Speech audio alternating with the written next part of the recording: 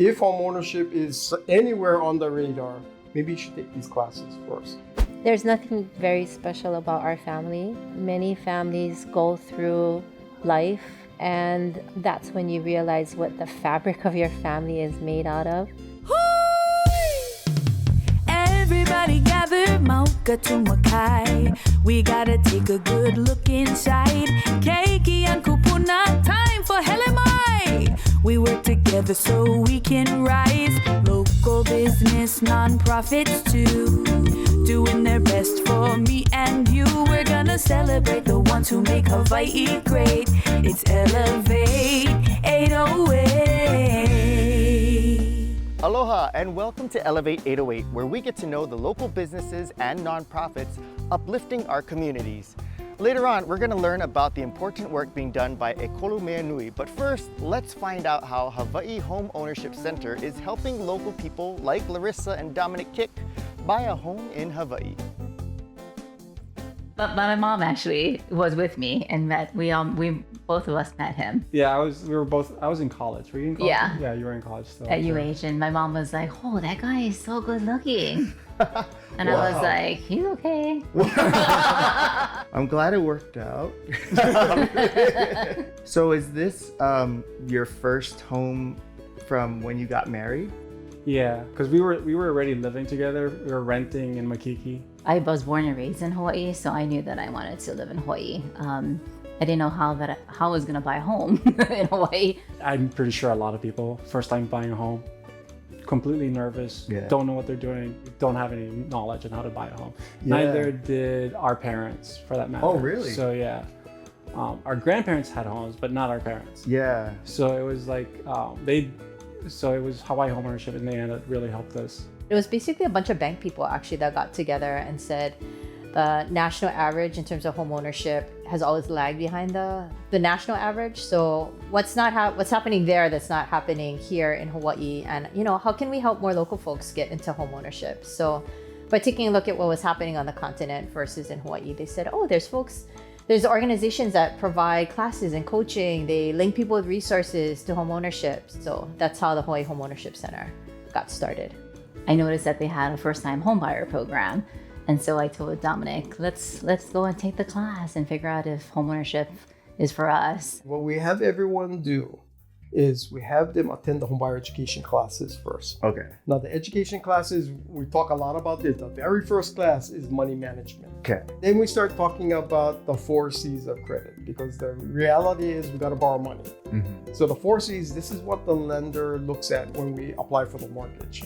So by going to the classes, you learn about that. You learn about real estate in the purchase contract. You learn about the different types of insurances.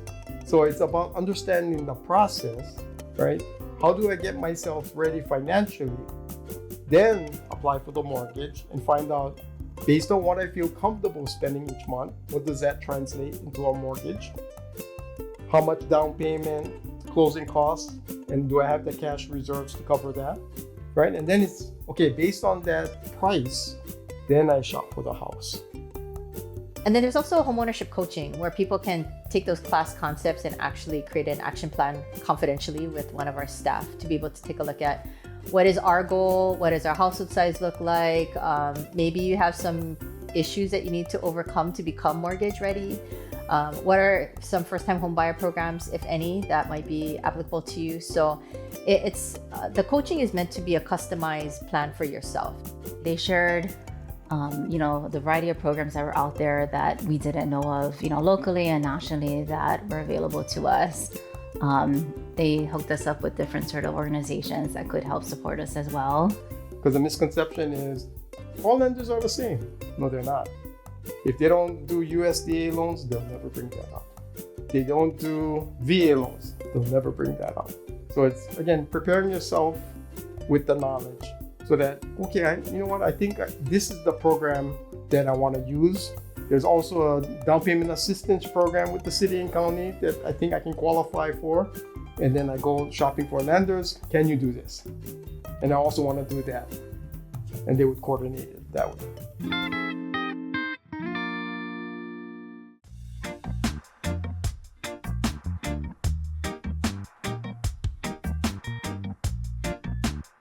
education and information helps empower people, but I think that the ability to have somebody coach you through something that seems like a very big, sometimes maybe insurmountable goal, and kind of pull yourself back to say, okay, here's what I need to do today, and leave with some hope so you can continue to persevere on this goal. Because for some people, they're not going to be able to buy the home now. Sometimes it's a long-term goal for folks. So, I talked to a mom. She was a newly single mom at the time. She had 2 kids. She had just finished school. She was about to embark on a new career. So she was actually coming to us thinking that she would want to buy a home in the near future, but she wasn't ready to date. She was just trying to equip herself at that time.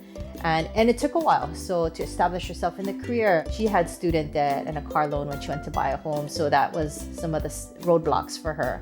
So she managed to pay off all of her debt, be able to help put her kids through school, buy the home in the middle of that, and then, plan for the forever home for herself after the kids were, on her way. And it was an emotional story as well, too. Like I could feel that, there were times where she felt, I don't think this is gonna ever happen. And I asked her, like, so how did you persevere? And she said, I would meet with my homeownership coach at the HomeOwnership Center, and I was encouraged just enough to remember, like, I can do this. It's not going to be today, but I can move forward. So she said those touch points where she could find that hope, kind of fluff herself up for the next journey until the next appointment was really telling for me. Like I felt like we could provide what she needed to be able to stay on track on something that was really important to her. I think when we first got the keys to the home, it was it was our dream. I remember like the first night we slept in this house, you could hear the echoes because there's barely any furniture. But at the same time, there's that feeling of nervousness that sinks in, like, okay, let's see if we can make a month here. Since the center has been around since 2003, we're starting to see the kids of families that have purchased. So they're sending their kids to the center. They're not ready, right? But the parents are like, okay, before you think about buying that $60,000 truck, now that you're working full time, if homeownership is anywhere on the radar, maybe you should take these classes first. So you start rethinking about how debt impacts your ability to one day purchase. Because ultimately, for most of us, we're gonna have to borrow money. Mm-hmm. So qualifying for the mortgage, very critical in the home buying process. So how can I start preparing myself for that eventual application? I think it gave us the confidence and hope that we can buy a home, right? So they give you the knowledge and tools to manage your finances, to save, to build your credit. And so I think it really just helped us build the confidence to think this is possible for us and we can own a home here in Hawaii. I remember I went surfing and I was passing the showers, and you know how you can kind of sense somebody looking at you, mm-hmm. where there was a couple at the shower. And the guy said, "Are you the guy, yeah? You do the classes. We took your classes about 8 years ago. We're ready to sell and upgrade." Wow. So those are the rewards that I like to hear. I think stories like Loris's and Dominic's fuels the fire where you're like, oh, that's so awesome. I love the stories. Yet there are so many people out there that have not gotten to the point where they even think that it's possible. So I think it's both the feel good, yet I want so many more people to experience that for themselves too. And also to have, a thriving community and, people that want to work here, can work here. They can find a place that they can afford to live here and own it as well too. So hopefully more people won't feel priced out of paradise if they feel like they want a home here in Hawaii, that they consider Hawaii home. I'm hoping that we'd be able to roll out some of these products or services that will help them before they decide to move. That they, at least they'd be able to explore their options at the very minimum before they make the decision to leave.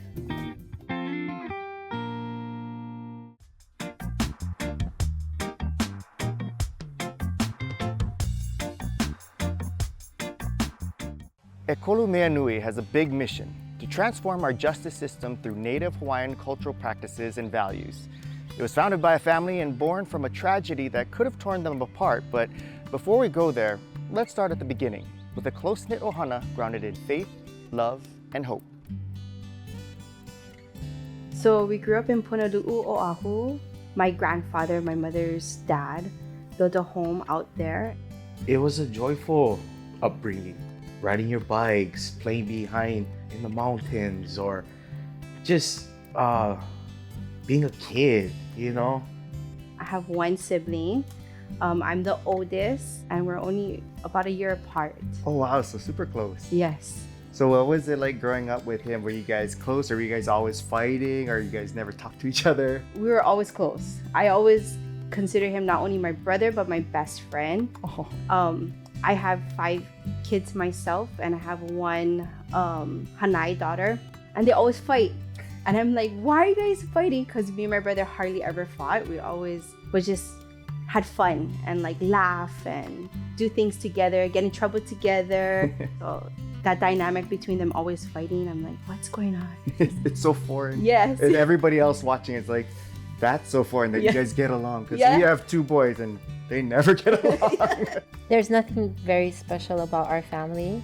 Many families go through life, and that's when you realize what the fabric of your family is made out of. And I think that we just committed from the very beginning that our family would always be first and that we wouldn't self-destruct. In 2009, when Ekolu was just 19, he was the driver in a devastating car accident that took the life of his passenger. He wanted to take responsibility, so he pleaded no contest. The lawyers and judge agreed to sentence him as a youthful offender, and with this being his first offense, his sentence was expected to be around 3 to 18 months. But when it came time for sentencing, the judge handed down something very different: 10 years behind bars. I didn't know anything about incarceration at all. I'm sure I had family, but my parents didn't tell us any of that, right?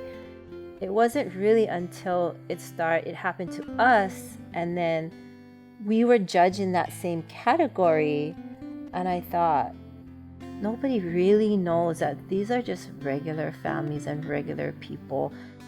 You know, when my brother went into prison, it was really hard for us to just get in touch with him. Like, just be able to be like, hey, are you okay? What do you need? Like, just going through that alone was really, really hard. We couldn't, on the outside, connect to him. It's not allowed. Like, you can call them and you can be like, oh, can I talk to so-and-so? And they'll be like, no. And they'll hang up on you. Because that happened to us many, many times in all different prisons and jails. They have to figure out how do they add you as your family member onto their list to contact them. But then we have to provide the money so that they can make a phone call. Wow. Yeah, so it's really hard to like understand and try to like navigate. So we're in Punalu'u and we're towards the valley. And so we're on a farm, a lo'i farm that my uncle and our ʻohana just takes care. Coming back to the land reminds you of like, okay, what's your true peace? Why are you here? What can heal you? And so that's what we're finding, is that when people come away from all the noise and come to just silence and just aina and like whatever the nature has to provide, right? People are healed in that way and they find their peace. The state of Hawaii is made up of 20% Native Hawaiians. 40% is incarcerated out of the 20. So that's almost half is incarcerated. Native Hawaiians are arrested more than any other ethnicity, even though they don't do more crimes. We would see intergenerational people that were incarcerated. So like I would see a grandfather, father and a son at Halava, and they would have visits. And that's unacceptable. The state pays more to incarcerate than they do to educate. There's something not right about that, because we should be investing into helping our communities to thrive. Yeah, we need prisons for certain people, but we don't need to be imprisoning so much people that we need to build a new prison. Like we would say, oh, the system is broken, but really the system is doing what it's meant to do, which is incarcerate our people and put them into these systems because they're like, they need fixing, something's wrong, we need to fix them, right? But really, if they would just let us heal on our lands and our culture, we would be okay.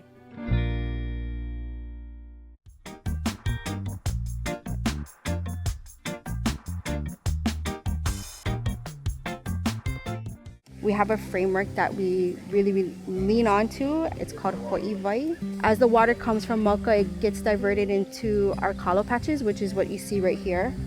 And as it gets diverted, it picks up nutrients and it gathers all of these abundance of source. And then at that point, it gets diverted back to the mainstream. And at that point, that's called Ho'iwai. And Ho'iwai really means for us that if our people is put into any system, whether it's the justice system, whether it's the child welfare system, any system that we choose or that we don't choose to put our people in, that we get to give them back to society better than when we receive them. We do a lot of justice reform work, we do a lot of advocacy work, but also focusing on our culture practices as a means to heal our people. So we also do ʻōpio work, which is our youth, because we know that if a child has a parent or a loved one who's incarcerated, they have a 75% chance of being incarcerated as an adult. And so how do we change that? How do we stop that? A bill that we testified a lot for was to end fees and fines for youth. So because a lot of the justice impacted youth, they come from families of low income. So their families are already like working hard to just put a roof over their head or give food to their other children. Right. It was kind of getting passed down. Yeah. And so we were able to write a resolution for it because they were getting sent to community service as well. Instead of the fees and fines, they were going to do community service. But that community service, they were only picking up trash on the side of the road or weed whacking outside like the courthouse. So we, in the resolution we wrote, we said that we wanted them to do more like aina-based learning and going into the land and reconnecting to their culture. They come to a lo'i patch and clean it like how we're doing right now. Or they go to the beach and learn about the beach and stuff and then help the lifeguards or whatever they need for, and yeah. Just so they stay connected and not get lost. Our resolution got passed, but the bill didn't, so I think next year we're gonna try and keep pushing that bill. Coming from a child of an incarcerated parent, I see both sides of the system. Yeah. And I feel like a lot of people don't see that, like the good side, like the side of that these are people, these are human beings who have made mistakes and they don't deserve just to be locked up. They only see the side of criminals, of bad people. And so throughout this work, I'm able to help people see the good side. It can be a very lonely thing where you feel like people around you just see, oh, your dad's in jail, oh, what'd he do? And children who have incarcerated family members are more likely to go into the system. So I just want people like me to know that they don't have to wear that statistic on their back, that they are their own person who create their own path, and yeah. If we change the system, I believe the people will change. You know, set them up for success. He's been looking down on his whole time incarcerated. You feel like an idiot. You've been told, oh, you're an idiot, you're dumb, this and that, blah. They treat you like you're not a human. So of course they're programmed to think like that. They don't want the best for themselves. But if you show them the best they could be, he might want to be the best he could be. For us in the next 10 years, working more upstream, more on prevention, really taking a look at the school to prison pipeline, having more of the ʻōpio programs so that our jails and prisons don't get filled up in the first place. Like so we can see the disproportion be reduced drastically. In my lifetime, I believe in one generation we can do this. In the few times that I've gotten to be around you, I just think what a light, what a beautiful soul, like, and the system, for whatever way it was created that way, took that spark, that love. It truly took my light. Yeah. So I'm trying to find it. I'm trying to get it back. Just hearing what you went through, if I put myself in that situation, I don't know if I could